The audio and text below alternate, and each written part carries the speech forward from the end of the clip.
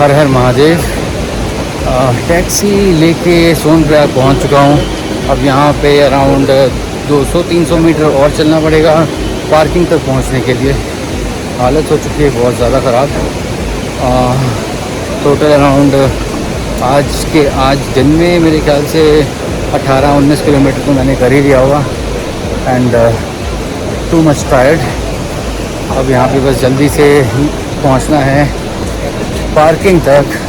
ये जो बैग है इसको टांगे कंधे बहुत ज़्यादा दर्द कर चुके हैं अब, क्योंकि ऑलमोस्ट ये बैग कितने बजे, सुबह 3 बजे से टंगा हुआ है मेरे कंधों पर और अभी 4:30 बज रहे हैं। और काफ़ी हैवी बैग था बिकॉज़ रास्ते में खाने के लिए कुछ चीज़ें वैसे मिल जाता है सब कुछ, बट स्टिल यू नो थोड़ा बहुत आप अपने पास फिर भी रखते हो because you don't get all the options.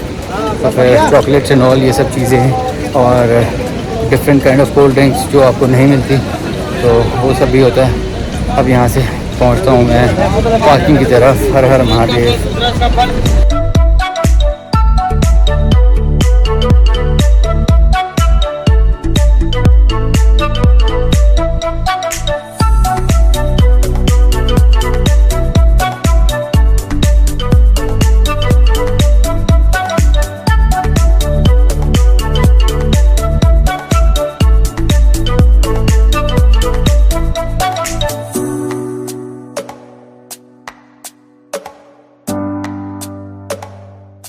गाड़ी में बैठ चुका हूँ। त्रियोगी नारायण मंदिर ऑलरेडी जा चुका था कल ही। अब यहाँ से लेफ़्ट लूँगा गुप्त काशी की तरफ और पहुँचूँगा जल्दी से गुप्त काशी।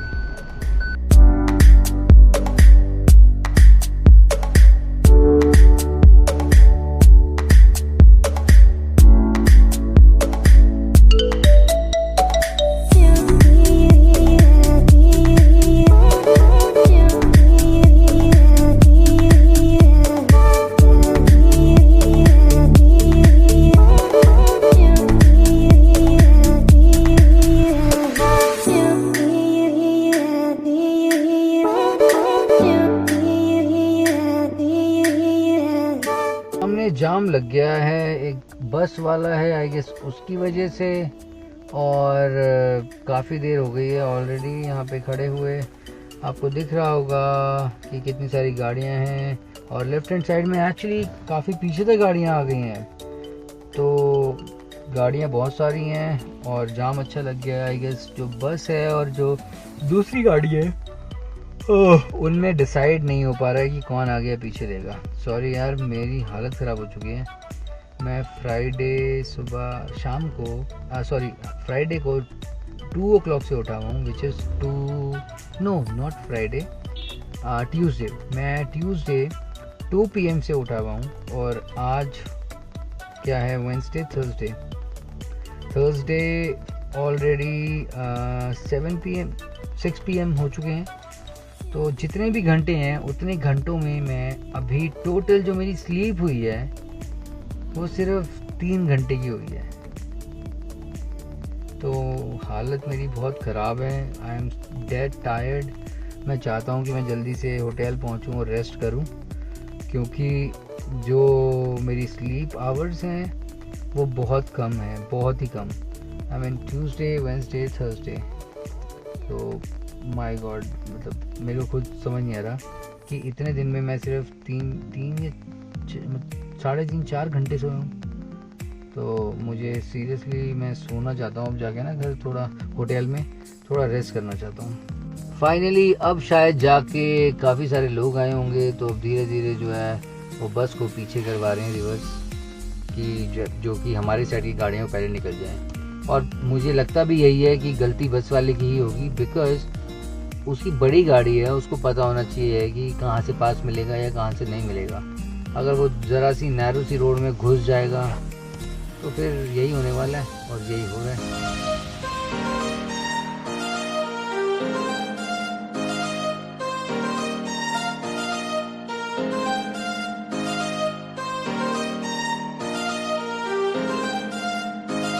तो लगता तो नहीं है कि आगे कुछ होने वाला है।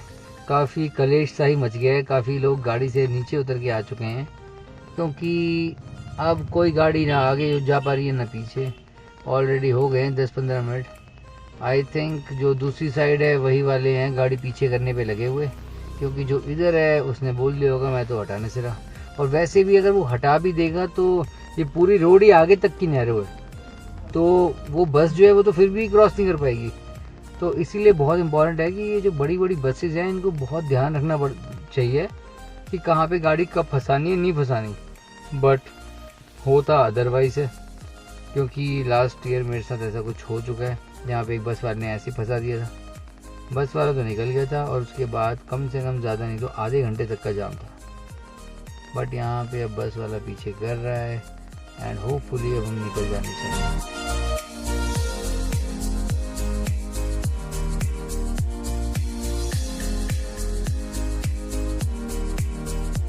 फाइनली जैम खुल गया है और अब हम यहाँ से निकल सकेंगे। ये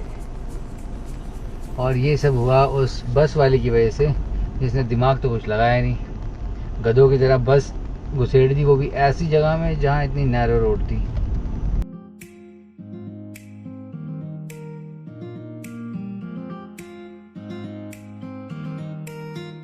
ये ट्रैफिक जैम तो बहुत आगे तक ही एक्सटेंड हो चुका है, बट गुड थिंग कि हम निकल गए। और मज़े वाली बात ये थी कि जब ये ट्रैफिक जैम लगा तो जो गाड़ियों में से लोग निकले, वो जिस साइड मैं जा रहा हूँ उस साइड से कोई नहीं निकला। जो भी निकला दूसरी साइड से, उसका एक पर्टिकुलर रीज़न है, और वो रीज़न ये है कि जो यहाँ से जा रहे हैं उनको कोई जल्दी नहीं है, उनको आगे जाके किसी होटल में स्टे करना है। बट जो आ रहे हैं उनको केदारनाथ धाम अभी जाना है और यात्रा करनी है, इसीलिए उनको जल्दी थी और उन्होंने ही ट्रैफिक जो है उसको क्लियर करवाया।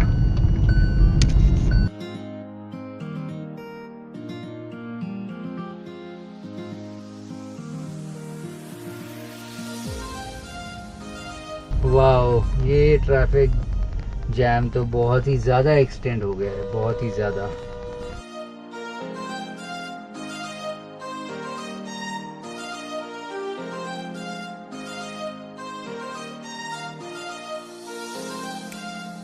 काउंट तो नहीं किया मैंने, बट मुझे लगता है 200 गाड़ियाँ हो चुकी होंगी अभी तक। इतना तो जैम ट्रैफिक का ट्रैफिक में ऑलरेडी फंस गई हैं इतनी गाड़ियाँ तो, और यार कितनी देर तक है भगवान जाने।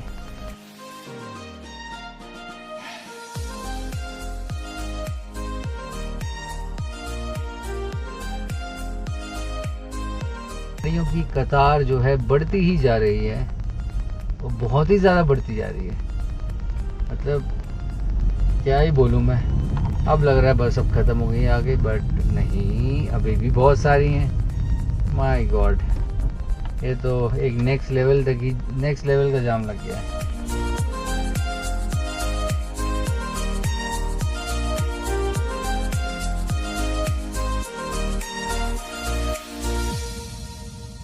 मेरी ट्रैफिक जाम खत्म हो गया है, तो अब मैं गुप्तकाशी की तरफ निकल रहा हूँ।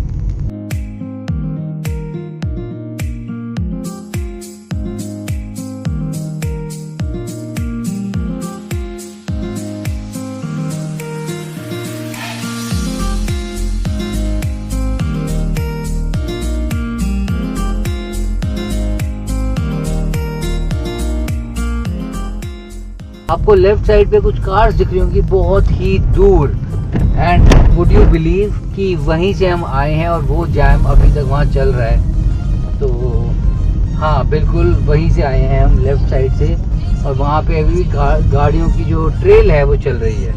तो सोच के ही लग रहा है कि कितना बड़ा ट्रैफिक जाम था, बट उस जाम से हम निकल गए, तो वो एक बहुत अच्छी बात है। बट देख के seriously I am shocked and surprised. हर हर महादेव, हर हर महादेव। तो बेसिकली मैं अभी पहुंचा था अराउंड आधा घंटा पहले यहाँ पर गुप्तकाशी में। तो यहाँ पर एक है हिमालयन रिजॉर्ट्स जहाँ मैं वैसे यूजुअली रुकता हूँ, बट वहाँ जब पहुँचा तो ऑल जैम पैक्ड, क्योंकि भीड़ बहुत ज़्यादा थी। तो उन्होंने मुझे सजेस्ट किया कि यहाँ पे एक पाइन रिजॉर्ट्स है, आप वहाँ भी जा सकते हो। तो फिर मैं यहाँ पर पाइन रिजॉर्ट्स में आ गया रहने, और यहाँ पे आके बहुत थका हुआ था, so I took a shower just to freshen up, क्योंकि 19-20 किलोमीटर पैदल चलना और वो भी फिर धूल मिट्टी तो बहुत मुश्किल ही था। तो मैंने सोचा पहले शावर ले लेता हूँ, उसके बाद मैं अपना वीलॉग बनाता हूँ। Let me also show you कि ये जो पाइन रिजॉर्ट्स है जहाँ पे मैं रह रहा हूँ वो दिखता कैसा है, क्योंकि काफ़ी अच्छा लगा मुझे ये भी। इनफैक्ट इन फ्यूचर मुझे लगता है कि मैं ये ऑप्शन भी ले सकता हूँ। तो लेट मी शो यू। तो ये है पाइन रिजॉर्ट्स। यहाँ पे अलग अलग कॉटेजेस बने हुए हैं चारों तरफ, नीचे उधर भी हैं, इस साइड पे अगर आप देखोगे कॉटेजेस, एंड मेरे इस साइड पे भी सामने बहुत सारे कॉटेजेस हैं। इनफैक्ट मेरा वहीं पर ही रूम है आगे जाके। तो जो कॉटेजेस हैं काफ़ी अच्छे हैं, इम्प्रेसिव, और फैसिलिटीज़ भी ठीक ठाक ही हैं। तो मैं वहीं पे रह रहा हूँ अभी। हर हर महादेव। तो आज है तीसरा दिन, टाइम हो रहा है अभी 6:01, और अब मैं गुप्तकाशी में जैसे स्टे किया था रात को, और उसके बाद मुझे यहाँ से निकलना है। तो गुप्तकाशी में जो मंदिर है महादेव जी का, पहले वहाँ जाना है, वहाँ पे भोलेनाथ जी का आशीर्वाद लेना है, और फिर उसके बाद यहाँ से जाना है हमें बद्रीनाथ धाम के लिए। बद्रीनाथ धाम जाने में लगता है टाइम अराउंड कम से कम 8 से 8 घंटे लग जाते हैं। डिपेंड करता है कि ट्रैफिक कितना होगा, क्योंकि वो भी बहुत मैटर करता है, तो वो देखना पड़ेगा। बट अब मैं बस गाड़ी में अपना सारा सामान रख रहा हूँ, सब कुछ पैक ऑलरेडी हो चुका है। तो फिर मिलता हूँ मैं आपसे अब गुप्तकाशी के मंदिर में। हर हर महादेव। ये है रिज़ॉर्ट जहाँ पर मैं रह रहा हूँ। चारों तरफ ऊंची ऊंची पहाड़ियाँ हैं, और जब आप पहाड़ में होते हो तो ये एक बहुत ही अच्छी फीलिंग लगती है, क्योंकि आपको सुबह सुबह उठते हो, fresh air and natural weather होता है, तो ये सब चीज़ें बहुत अच्छी लगती हैं। इनफैक्ट आई जस्ट थॉट कि मैं आपको एक ग्लिम्स दिखा दूँ इस रिज़ॉर्ट का। तो वही मैं कर रहा हूँ अभी। ये रिज़ॉर्ट बने हुए हैं पूरे जगह जगह, छोटे छोटे, चारों तरफ। हर हर महादेव। तो ये है मेरे बैक साइड पे गुप्तकाशी का मंदिर। ये भी बहुत ही फेमस मंदिर है। तो अभी मैं आपको बताता हूँ इसके बारे में, बेसिकली इसकी जो है क्यों ये इतना फेमस मंदिर है, और क्यों इसको बहुत माना जाता है। हर हर महादेव, हर हर महादेव, हर हर महादेव। तो ये है गुप्तकाशी का प्राचीन मंदिर, और ये आपको नीचे दिखेगा 2 पानी आते हुए, इनको बोलते हैं गंगा जी और यमुना जी। और ये पानी जो है कंटिन्यूस आता रहता है यहाँ पर। ये बहुत ही प्राचीन मंदिर है, और इस मंदिर के बारे में बोला जाता है कि जब महाभारत में पांडवों ने युद्ध किया था, उसके बाद उनको जब मोक्ष की प्राप्ति चाहिए थी, तो उन्हें श्री कृष्ण भगवान ने बताया था कि उन्हें शिव जी की भक्ति करनी है। तो जब शिव जी की भक्ति करने के लिए वो यहाँ पर आए थे इस जगह पर, तो यहाँ पर शिव जी पहले से ही विराजमान थे, परंतु पांडवों को देख के शिव जी जो है वो बैल के रूप में आगे बन गए थे, और उसके बाद यहाँ से विलुप्त हो रहे थे, ज़मीन के अंदर जा रहे थे धीरे धीरे। और जब ज़मीन के वो अंदर बेसिकली जा रहे थे, तो भीम को समझ आ गया था कि ये जो हैं और कोई नहीं, ये शिव जी हैं। और उसके बाद क्या हुआ, जब शिव जी यहाँ से ज़मीन के अंदर जाते गए बैल के रूप में, तो फिर उनके जो अंग थे जगह जगह और जगह से निकले, जैसे कि केदारनाथ धाम से उनका पीठ निकली, तुंगनाथ धाम से उनके हाथ निकले, रुद्रनाथ जो मंदिर है पंच केदारों में से एक, वहाँ से उनका मुंह निकला। तो इसलिए ये टोटल 5 केदार हैं, जो मैंने आपको बताया था अपने पिछली वीडियो में। वो जो है इसलिए ज़्यादा पूजे जाते हैं, क्योंकि वहाँ पर जो है शिव जी के अंग जगह जगह विराजमान थे। तो इसीलिए जो है इस पर्टिकुलर मंदिर को बहुत ज़्यादा ही पूजा जाता है, और इसके बाद ही इसका नाम गुप्तकाशी पड़ा, क्योंकि इसी जगह से जो है शिव जी विलुप्त हो गए थे। और साथ में इसकी बहुत ज़्यादा महत्वता है। जो काशी मंदिर है उत्तर प्रदेश में, उसके बाद से इसकी महत्वता बहुत ही ज़्यादा है।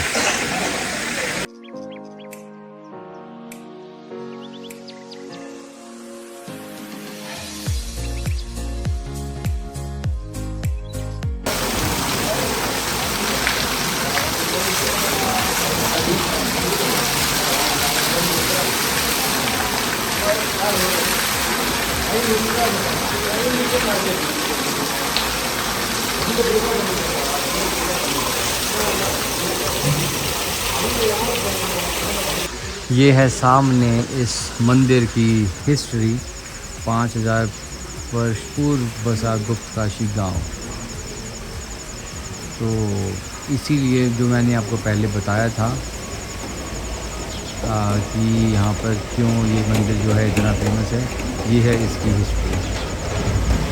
मैं एक बात और बताना भूल गया, जितने भी उत्तराखंड के मंदिर हैं शिव जी के, वो सारे के सारे पांडवों ने ही स्थापित करे हैं। ये बैठे हमारे नंदी महाराज, और वहाँ अंदर हैं अर्धनारेश्वर मंदिर गुप्तकाशी का, और वो जो साथ में मंदिर है इधर वाला, वो है शंकर भगवान का। हर हर महादेव।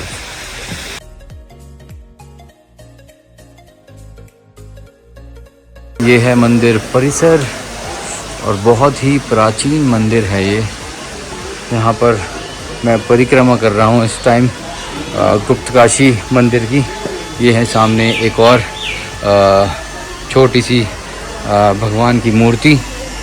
आगे चलते हुए ये मंदिर जितने भी बने हैं, इनफैक्ट मैं अगर बात करूँ, ये सारे पांडवों ने ही बनाए हैं, और सब का स्ट्रक्चर सेम ही है। अभी मैं केदारनाथ धाम होके आया, उसका स्ट्रक्चर सेम था। अभी मैं आया हूँ इस मंदिर में, इसका स्ट्रक्चर भी आप देखेंगे तो आपको सेम ही दिखेगा, ऊपर तक का पूरा। यहाँ पर एक और है शिवलिंग छोटा सा, और यहाँ पे ये भगवान है। पता नहीं भगवान हैं, कोई यहाँ के राजा थे, पर उनकी मूर्ति बनी हुई है। तो ये सब चीज़ें देख के आप सोच सकते हैं कि कितना प्राचीन मंदिर होगा। अब मैं मंदिर की परिक्रमा करते हुए हर हर महादेव, हर हर महादेव। और ये है मंदिर का दूसरा साइड। अब मैं आपको दिखाता हूँ जो मैं बोल रहा था, मंदिर का स्ट्रक्चर एक बार और। ये देखिए, स्ट्रक्चर बिल्कुल केदारनाथ धाम की तरह है। और केदारनाथ धाम ही नहीं, जितने प्राचीन मंदिर हैं उत्तराखंड में, सबका स्ट्रक्चर ऑलमोस्ट सेम ही है।